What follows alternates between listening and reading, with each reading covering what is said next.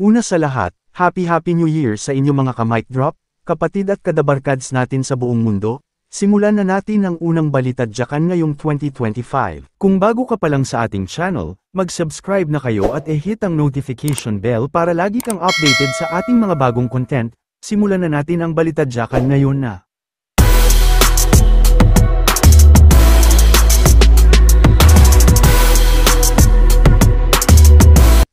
Una sa balita ang mga latest kaganapan at pagbabago sa Itbulaga simula January 1 kung saan pinakilala na ang bago at mas pinalaking TV5 Studio 4 kasabay ng pagdiriwang ng bagong taon.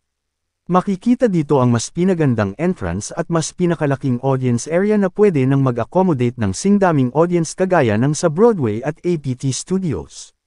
Kapansin-pansin din ang mas makulay at pinalaking LCD screens at visual effects ng The Barkad Stage pati ang mga new look ng mga segments kagaya ng Periphery, Sugod Bahay Mga Kapatid at Gimme 5, Laro ng Barangay Henyo. Pinakilala din ang isang bagong segment na The Clones kung saan pwedeng sumali ang mga Pilipino may kakaibang galing sa pagkanta gamit lang ang boses ng kanilang mga idolo pero hindi kailangan kalok-alike. Inaasahan namin na gagamitin ng Itbulaga ang extended minutes nila sa programa pero nagdesisyon silang mag-stick sa 12 noon to 2:30 ng hapon. Gayunpaman, asahan pa rin natin ang mas masasayang tanghalian as they approach 46 years on television. Samantala, isa pang magandang balita ang lumabas bago matapos ang 2024 kung saan lumabas na ang desisyon ng Court of Appeals na nag-uutos sa Tape Incorporated at GMA7 na irespeto ang desisyon ng Marikina Regional Trial Court sa ibigay ang karapatan sa TVJ bilang rightful owners ng Itbulaga. Pinagtibay nga ng Court of Appeals ang desisyon ng Marikina Regional Trial Court laban sa unfair competition at copyright infringement case ng Television and Production Exponents Inc. sa isyu ng Itbulaga. Sa naunang desisyon ng Marikina RTC, inatasan din ang tape na bayaran ang Itbulaga hosts na sina Tito Soto, Vic Soto, at Joey De Leon, at ang kanilang co-defendant na si Jennifer para sa pinsala at attorney's fees. Inilabas ng CA 9th Division ang desisyon na may petsang Disyembre 13 kung saan ibinasura nito ang magkakahiwalay na petisyon na inihain ng tape at GMA Network na hinihiling baliktarin ang desisyon ng Marikina RTC. Batay sa CA ruling na isinulat ni Associate Justice Zenaida Galapate Lagu-Iles, sinunod ng Marikina RTC ang state policy pabor sa eksklusibong karapatan ng isang individual sa kanyang intellectual property.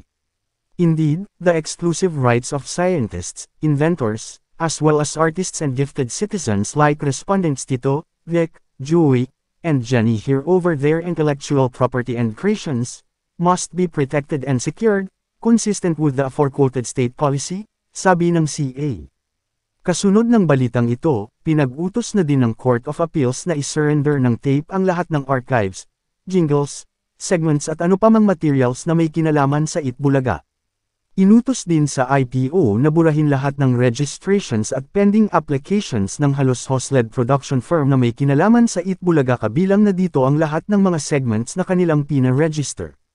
Napansin naman ng mga netizens ang pagbabalik ng Facebook at Instagram accounts ng Itbulaga as of 12 midnight ng January 3, 2025.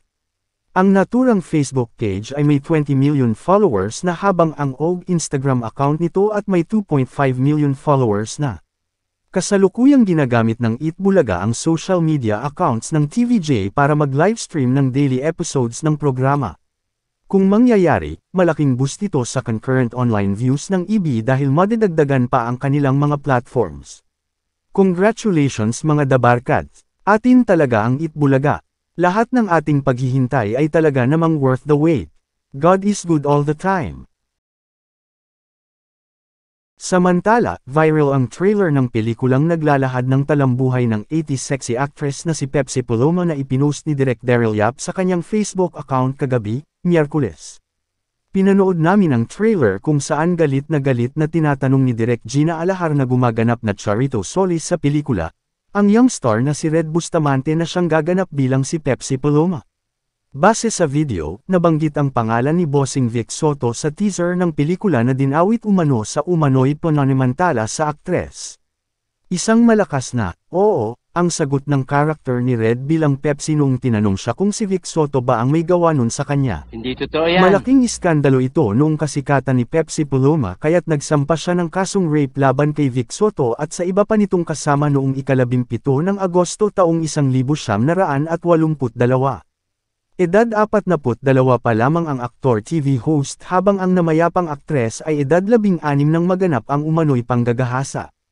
Para sa kaalaman ng lahat, si Mr. Ray de la Cruz na talent manager ng Soft Drinks Beauties na kinabilangan ni Paloma, ang nagpasimuno ng umano'y gawa-gawang rape scandal ng sexy actress at dinawit ang TVJ sa kasagsagan ng kanilang kasikatan bilang trio noong 80s kasama ang komedyanteng si Richie DeHorsey sa kagustuhang mapasikat nito ang kanyang alaga ngunit hindi naman napatunayan sa kahit saang korte at hindi totoo, ayon mismo kay Coco Nicolas sa interview ni kapatid journalist na Julius Babaw.